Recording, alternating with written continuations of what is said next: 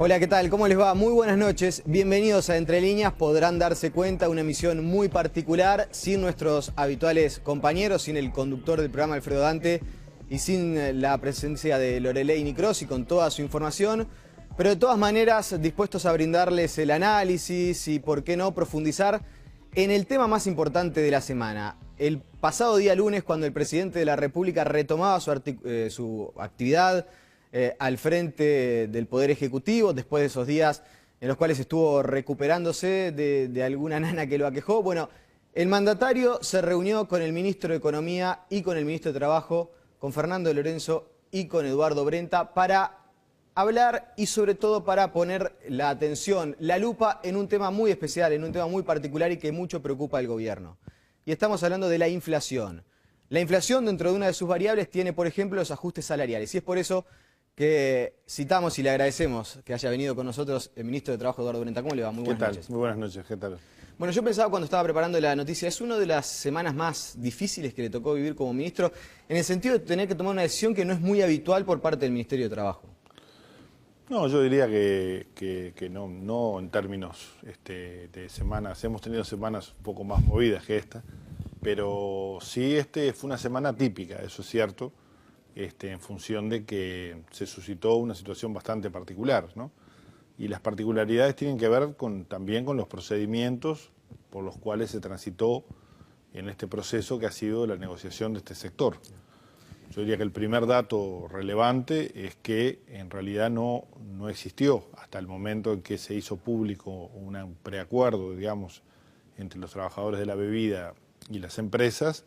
No existió una información oficial, digamos, en ningún momento de ninguna de las dos partes al Ministerio de Trabajo, ni nunca se convocó al propio Consejo de Salario, convocatoria que nosotros sí hicimos al inicio de la ronda, a todos los grupos que les correspondía negociar, y se mantuvo en una negociación de carácter bipartito hasta el momento en el cual se solicita la convocatoria del Consejo de Salarios, básicamente con la intención de reafirmar el convenio que ya venía pactado y cerrado, digamos, entre las dos partes protagonistas de este episodio. Ya vamos a estar poniendo el foco sobre el procedimiento, pero de aquí a futuro, ¿cómo se sale de esta coyuntura? ¿Cómo se canalizan las negociaciones a partir de ahora en más? Bueno, las negociaciones, en nuestra opinión, deben ser reinstaladas en el ámbito correspondiente, que es el Consejo de Salarios. ¿Esto quiere decir no tomar en cuenta lo que se ha negociado entre el sindicato y las empresas? ¿O a partir de allí instalar una nueva mesa? Nosotros debemos formalizar la convocatoria del Consejo de Salarios, porque así ha sido solicitada y disponemos de un determinado plazo. En estos días se han suscitado a través del Secretariado Ejecutivo del PIT-CNT una serie de intercambios sobre diversas posibilidades de encontrar caminos para una solución del conflicto, que es lo que todos queremos, pero la formalidad consiste en la convocatoria del Consejo de Salario y la puesta sobre la mesa de las distintas posiciones que puedan existir, entre ellos la posición del Poder Ejecutivo, que es un actor de la negociación colectiva. Se ha dicho en algunos medios que la ley de negociación colectiva ha sido afectada. Yo diría, eso es desconocer la ley, porque la ley en materia de salarios establece que el Poder Ejecutivo es una de las tres partes que negocian los salarios y, por tanto, en todo caso, si en algún momento ha estado afectada, ha sido en todo el proceso anterior en el cual el Poder Ejecutivo no participó, cosa a la cual tiene derecho. El Ministerio va a citar a ambas partes, va a establecer una reunión tripartita, ¿y ahí qué va a plantear?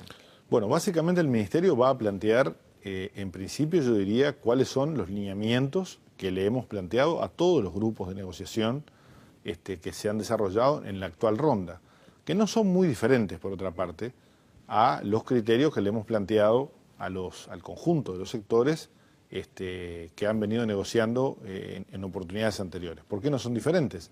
Porque en términos globales, digamos, en esta ronda desde 2010 a la fecha, lo que hemos planteado es que necesariamente la evolución de los salarios debe ir acompañando, digamos, el crecimiento de la economía, tomando el crecimiento global y tomando los factores de desempeño sectorial que tenga cada sector a los efectos de que los incrementos, cuando las cosas van bien, digamos, acompañen el crecimiento, y cuando las cosas no van tan bien, aseguremos que la evolución del salario no afecta el empleo, que es el elemento, yo diría, clave, ¿no? No hay aumento de salario bueno si uno no tiene trabajo. Sí, sí, está bien. Las partes de por sí mismas y en una negociación bilateral acordaron un incremento del 10,18%, un incremento que toma como una variable la inflación proyectada un año a un 7%. Ese es un aspecto que desde el Poder Ejecutivo se ha marcado insistentemente, que está por fuera de las pautas y que quizás es hasta una mala señal, sobre todo para lo que viene al futuro. ¿Es específicamente esto lo que de alguna manera no termina de cerrar al Ministerio de Trabajo? Es decir, ¿el problema está justamente en ese 7% que se toma como inflación proyectada y no tanto por lo que tiene que ver con la recuperación salarial y eventualmente con la productividad? A ver, primero una corrección. Esto no lo termina de cerrar el gobierno, ¿no? Y no es casual esta afirmación, porque en realidad el posicionamiento del Poder Ejecutivo en este tema contó con la participación del presidente de la República, ¿no?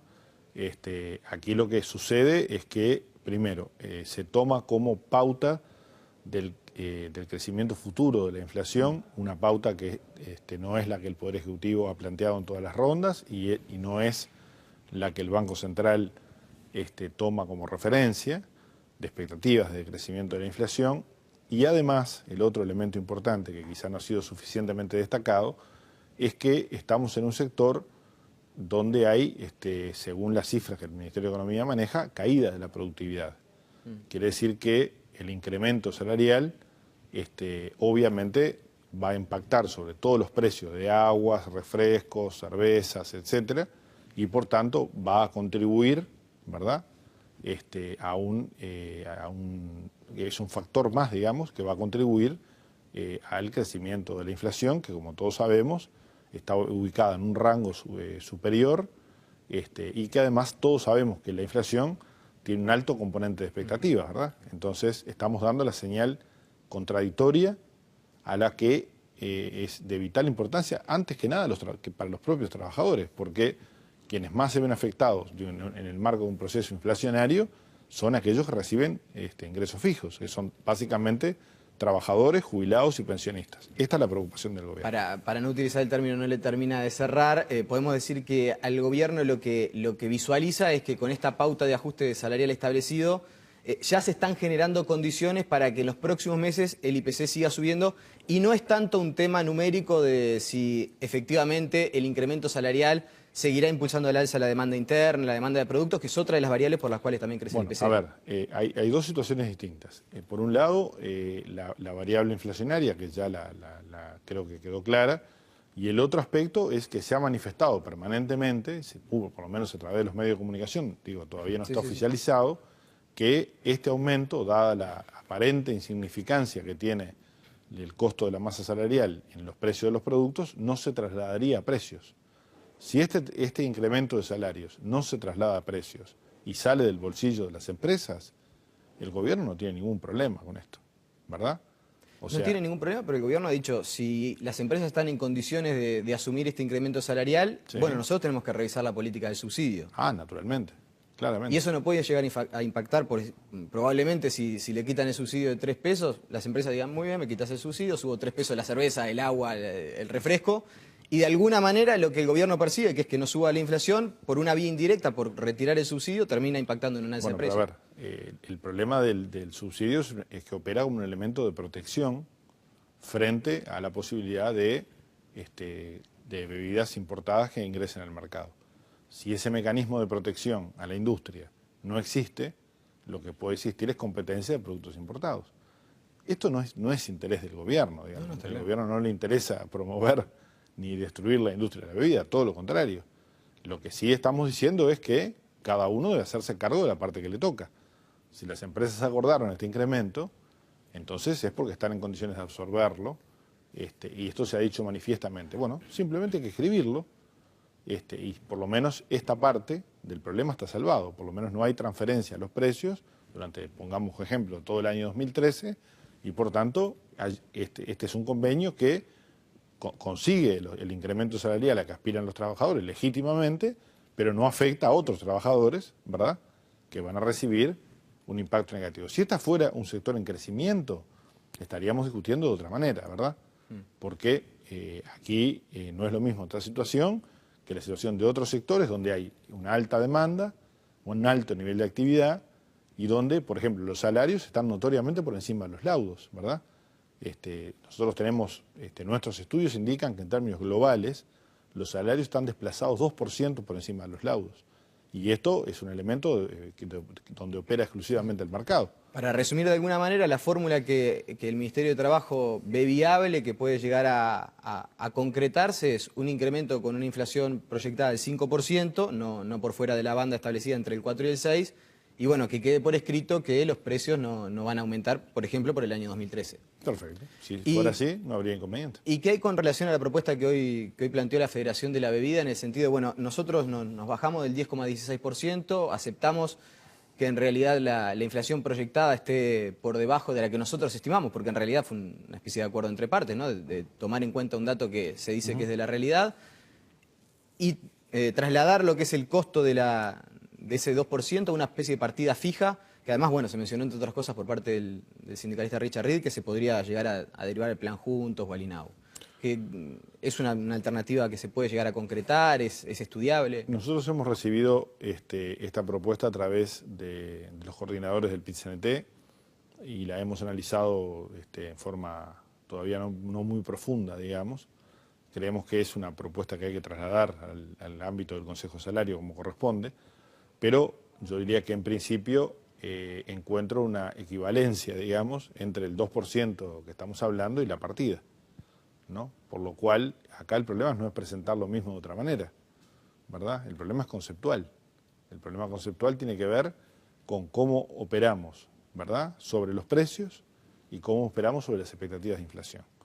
Este es un elemento clave. En mi opinión, a priori por lo menos, hay que estudiarlo con tranquilidad, no veo que esta propuesta considere los aspectos conceptuales que el gobierno ha planteado en relación a las objeciones que le merece el convenio de la bebida. Le hago un par de preguntas más sobre este asunto, porque entre otras cosas, por ejemplo, la gremial empresarial, por ejemplo, la Cámara de Industria saludó la decisión del gobierno, dijo que si las gremiales ponen también de lo suyo para combatir la inflación, bueno, a nivel salarial hay que también ajustar ciertas tuercas. ¿Esto puede llegar a significar un antes y un después de cara a las negociaciones del próximo año o se mantiene en un todo lo que ya se había anunciado en su momento? No, yo creo que, primero, me sorprende un tanto el posicionamiento de la Cámara de Industrias, porque la Cámara de Fabricantes de Bebidas es afiliada a la Cámara de Industrias. Entonces, sorprende un poco que una filial de la Cámara de Industria haya acordado un convenio de estas características y luego la Cámara de Industria salude un cambio. En todo caso, habrá saludado un cambio, en todo caso, en su propia filial, digamos, ¿no? Sí, de alguna manera plantean como que la negociación fue un poco coartada, por lo menos eso es lo que ha trascendido, porque claramente las empresas no han salido públicamente a hablar, lo que hablan es cierta coacción, y también hay algo que vale la pena preguntarse, ¿no? ¿Cómo se atribuye que las empresas acepten una imposición, esto entre comillas obviamente, de un sindicato? A ver, yo creo que acá presiones hay de todos lados todo el tiempo y de alguna manera todo el mundo disputa en el mercado su mayor participación. Las empresas también presionan y también hay realidades interempresas, ¿verdad?, que luchan en el mismo mercado por ganar los mayores espacios. Entonces, yo creo que la Cámara de Industria haría bien en mantener silencio sobre este tema, porque en realidad su filial ha operado de una manera contraria a la que la propia Cámara de Industria sostiene. Entonces, estamos en una situación bastante extraña, por eso creo que sí. Pero lo importante es que esto no modifica nada lo que ha sido el posicionamiento del gobierno respecto a la evolución salarial. En Uruguay hoy es el país de América Latina donde más salario real se ha recuperado en los últimos 7 años. Estamos en un entorno del 40% de recuperación promedio del salario real. Quiere decir que el poder de compra de los trabajadores, que valía 100 en el año 2005, hoy vale 140, esto es un crecimiento enorme, y el salario ha acompañado el crecimiento de la actividad económica y ha contribuido fundamentalmente a dos cosas. Primero, la caída de la pobreza y la indigencia, de forma muy fuerte, porque el salario es el principal ingreso de los trabajadores, y en este sentido además el Ministerio ha tenido una política específica dirigida a los salarios sumergidos, y aquellos 800.000, 10.000 pesistas de lo que se hablaba, hoy son la mitad, y esto es un elemento objetivo que surge de las cifras. Y lo segundo es que nuestra política ha mejorado, ha contribuido a mejorar la distribución del ingreso en la sociedad uruguaya, mejorando el poder de compra de quién, de los que estaban más jorobados, básicamente, ¿no? Que son las empleadas domésticas, los trabajadores rurales, los trabajadores del comercio y los servicios, que eran los que tenían los mayores retrasos salariales. Entonces, esta concepción va a continuar. Ahora, ¿cuál es el problema? Que vamos a asistir a una cierta desaceleración de la economía, ¿verdad? Producto de un escenario internacional que basta mirar las páginas de la parte internacionales de los informativos para ver qué está pasando en Europa y en Estados Unidos. Entonces, frente a esta situación, cuando se inició esta ronda, ¿qué planteamos? Dijimos, bueno, tengamos cautela, ¿no? Tengamos la cautela a los efectos de ¿qué? Bueno, los efectos de cuidar muy bien todo lo que hemos logrado en este aspecto, ¿verdad? Este crecimiento del salario, este nivel de desempleo histórico que tiene el país, el más bajo de su historia, merece ser cuidado porque es un valor que la sociedad uruguaya ha conquistado, ¿verdad? Sí. Entonces, esto no podemos ponerlo en riesgo en el marco de un escenario internacional francamente negativo. Y para no ponerlo en riesgo, ¿no es posible, por ejemplo, plantear una pauta de ajuste un poco más rígida? Es decir, bueno, las cartas están echadas, la variable de inflación va a ser el 5%, no va a haber una recuperación del salario real en ningún sector, ¿de acuerdo? Midiendo la productividad, pero no es posible apretar un poco las tuercas sobre ese sentido para no dejar tanta libertad y eventualmente evitar este tipo de situaciones. Bueno, pero la libertad no es una cuestión nuestra, por más que la compartimos, es una cuestión que otorga la ley. La ley establece, ha eliminado, y esto es bueno que se sepa porque hay gente que todavía habla de pautas, ¿no? Nosotros por eso hablamos de lineamientos. La ley, anteriormente, la vieja ley de Consejo de Salarios, establecía un mecanismo de homologación. Las partes discutían, y luego el Poder Ejecutivo decía sí o no. Y si establecía un criterio, una pauta, y los acuerdos superaban la pauta, el Poder Ejecutivo no homologaba el acuerdo, y por tanto solo era vigente para los que lo firmaban, no era vigente para todos los trabajadores. Ese mecanismo cambió con la ley de negociación colectiva, y hoy las tres partes se sientan, y si no hay acuerdo, votan. De hecho, en la ronda 2010, que fue la más grande, el gobierno logró un 90% de convenios colectivos, pero en el 10% restante votó, y votó en algunos casos con los trabajadores y en otros casos con los empresarios. Entonces, en este caso no hay posibilidades de intervenir desde la negociación colectiva estableciendo criterios más rígidos. ¿Qué dijimos en esta oportunidad? Bueno, los salarios los salarios reales, o sea, tengamos presente que mientras en España hay 5 millones, casi 6 millones de desempleados, caen los salarios, cae la protección social, baja el seguro de desempleo. En el Uruguay discutimos cuánto suben los salarios, ¿no? Esto me parece que es un elemento muy importante a tener en cuenta.